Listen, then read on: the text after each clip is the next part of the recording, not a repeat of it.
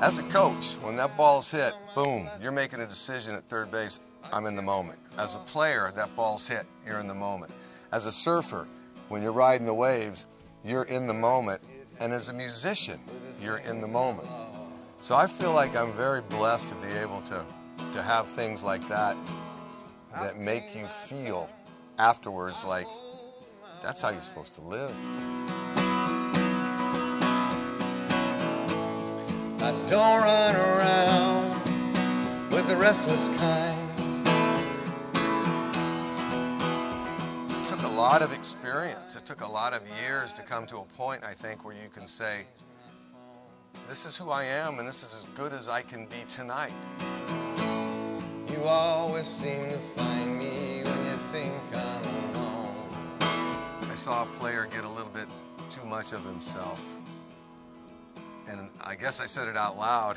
I didn't mean to say it that loud. It was just, I was thinking and I just said, well, there's two kinds of players, the humble one and the one about to become that.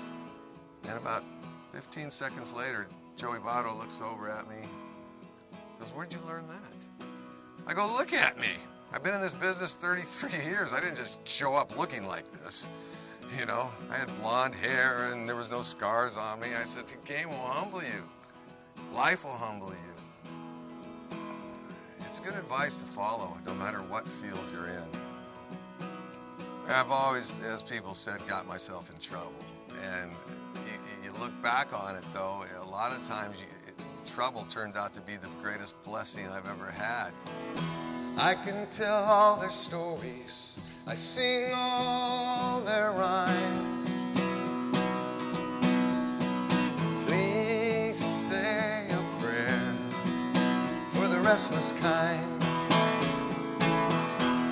It was opening day 2011. We had won the World Championship the year before, and we're playing our rivals, the Dodgers, and we knew there were some issues in the stands. When we heard the story about Bryan Stow, it like I got kicked right in the stomach, because everything that he is, I am, and it really deeply affected me that way.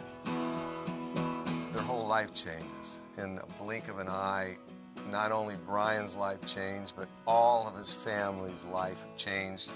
Full-time caregivers, the rest of their lives. Everything that was important to you is now secondary to this.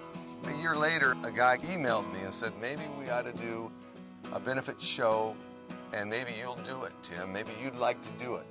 I go, I would love to do it. And then Bobby Weir gets wind of it and goes, I want to help you. And selfishly, I'm getting so much out of it because of his family. When I watched how none of them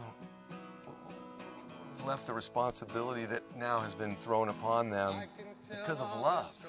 Because of love. Because they love him so much. Being around that's made me a better. All things considered by the restless kind. A better man.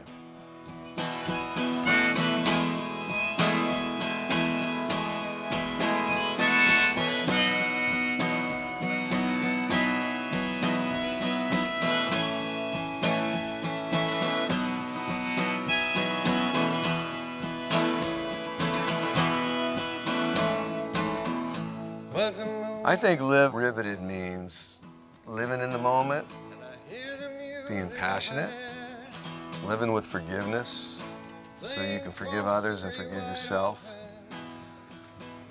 I think live riveted doesn't mean being perfect.